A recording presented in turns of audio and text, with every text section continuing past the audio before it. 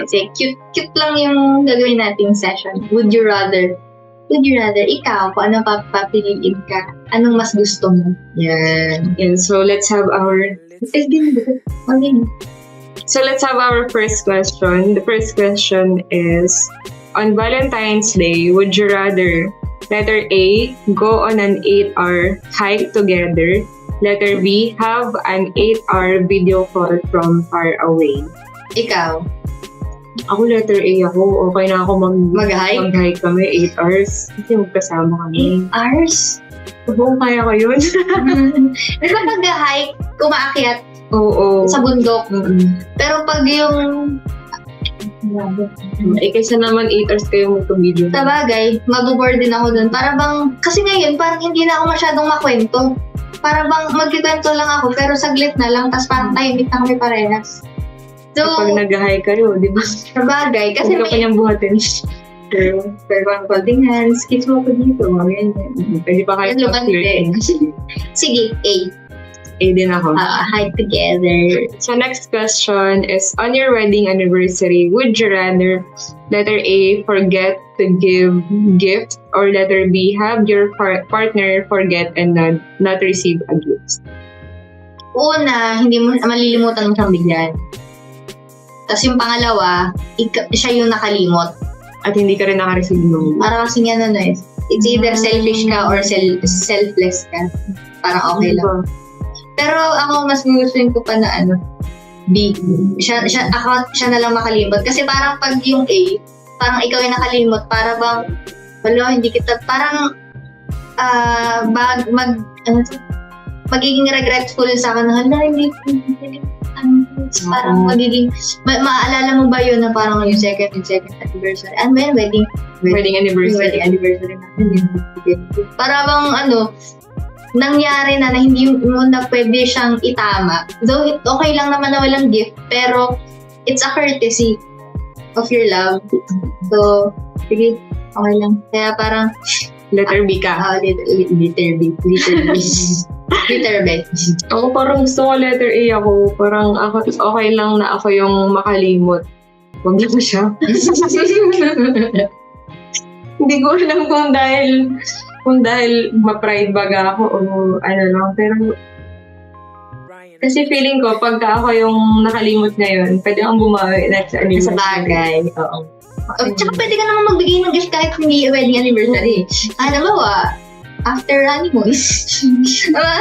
Pwede naman. Pero okay lang din naman. Pero syempre nga naman, parang wala ka nga namang matatanggap ng wedding day mo. Parang Di ba?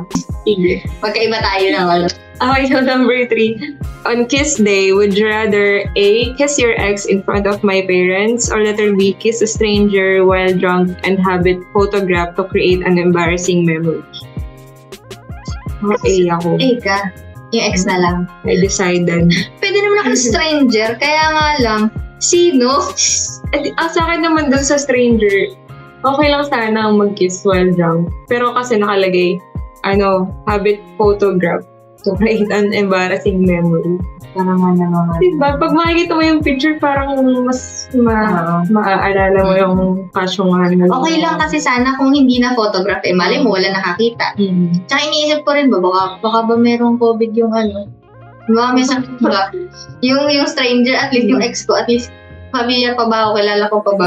Pwede pa ba i-stalk sa Facebook? Pero ang tanong din, sino? Sino doon? Pero at least yung ex mo, familiar ka na parang, okay. Okay, sige. Letter A. Sino sa ex mo?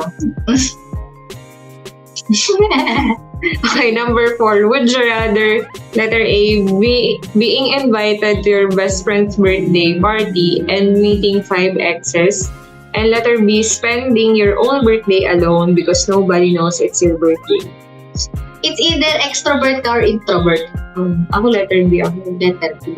Iniisip ko sa letter A kasi may makikita ka. Kahit sabihin mo ex mo yun, pwede kasing halimbawa, malay mo, meron silang girlfriend, pwede nating i-guess dito sa the whole story. Iniisip ko ba yun? O kaya, pwede pala silang dalawa. Silang dalawa, di ba?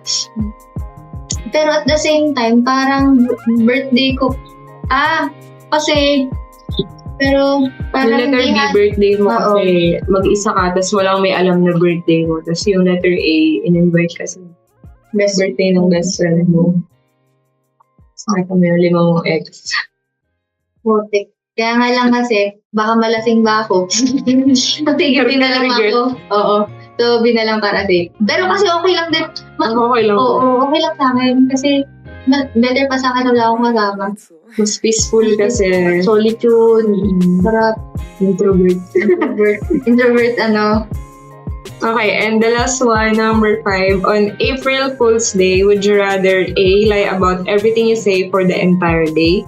And letter B, tell only the truth for the entire day. Hirap. Okay. Lalay na lang ako. Kasi yung intrusive thoughts, kung marami kasi ako lagi intrusive thoughts. So, baka yung intrusive thoughts ko, it's either baka makasakit ako, o baka maging regretful para sa akin, or baka ikasama ng image ko.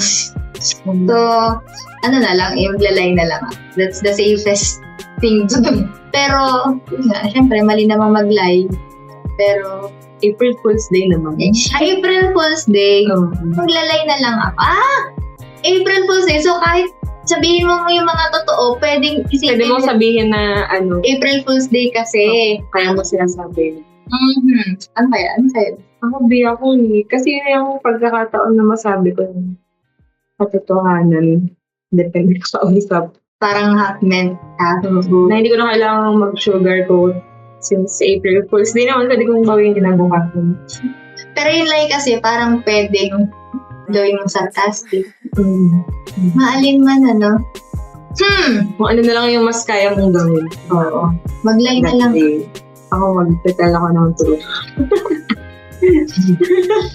So, enjoy ka mag-tell ng truth. Pero hindi naman nila alam kung ano yung mga katotohanan sa mga sinabi mo. So, example ng katotohanan. Halimbawa, April Fool's Day. Pero hindi namin alam kung totoo ba yan yung sasabihin mo. Kasi April Fool's Day nga ngayon. Hindi, sige, pwede pag tinanong, yung simpleng tanong na ba, kamusta ka na? Powerful nga naman yung tanong. Okay pa ba kayo ni ganyan halimbawa? Oo, edi pwede mo sabihin na hindi. Tapos pwede mong kinabukasan, bawiin mo kasi April Fool's Day na. Sabagay. Okay, so Nabigay ka lang ng confusion sa tao. pero ang galing nga yan. Ang galing ng tanong na yun, number 5. Kasi April Fool's. Oo. Galing nun, waitin nun. Pero alam mo, pag April Fool's Day, parang hindi ko ba na-experience yung magandang April Fool's Day? Paano i-celebrate yung April Fool's Day? Ako din, hindi ko pa na-experience. Maliban na lang nung college, nag-prank kami na may mumu sa building. Tapos, ano nangyari? Parang may kasi kami na may theater subject. Tapos yung isa kong kaibigan, madre yung role niya. Doon, nakakatakot. Tapos nag-picture kami ng blurred siya. Yun. Tapos pinost ng isa kong kaibigan doon sa Facebook. Hindi, doon sa LFB din. Sa may second day. Yung sa katabi ng library. Yung sa high school? Oo, malapit doon. Tapos parang ang ginawa namin, nag-selfie kami nung kaibigan to. Tapos blurred yung Ano yung gabi na? Hindi, mahapon pa. Tapos pinost yun ng friend ko na nag-selfie. Tapos parang ang dami na nag-shares. As in, ang dami na. Di nakita. Parang Feeling ko doon ka nakita ng na pala ng Hindi. sa public. Tapos feeling ko, nag-cause yun ng parang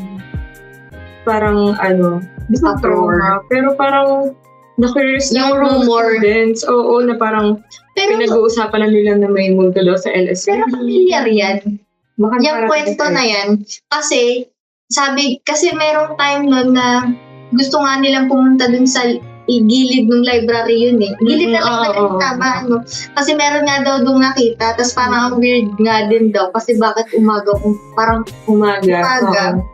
May araw pa daw dun. May araw pa nakita siya. Baka yan yun. Oo, yan na. Baka tapos parang after nung April 1, parang kinabukasan nag-comment kami dun sa na everything is brown, tas parang costume. Ay, yung problema kasi, hindi na nakaabot yung comment na yun dun sa akin. Oh, yun nga. Kaya yun. Kayo pala yun. Pero ang cute niya naman, pag-isipan kaya natin yung tagal pa.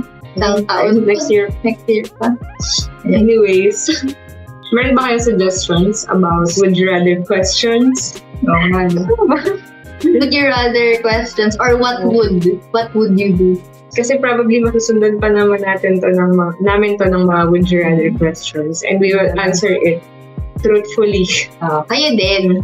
Comment nyo din sa comment section kung ano yung pinili at bakit. Kasi baka magkakaiba rin tayo. Ng reason. Kasi cute din ba ng mga marinig din natin yung reason ng ibang tao na parang, ay, oo nga, no? Diba? Ibang perspectives. And, may kakaiba naman dahil nga sa iba't ibang personality.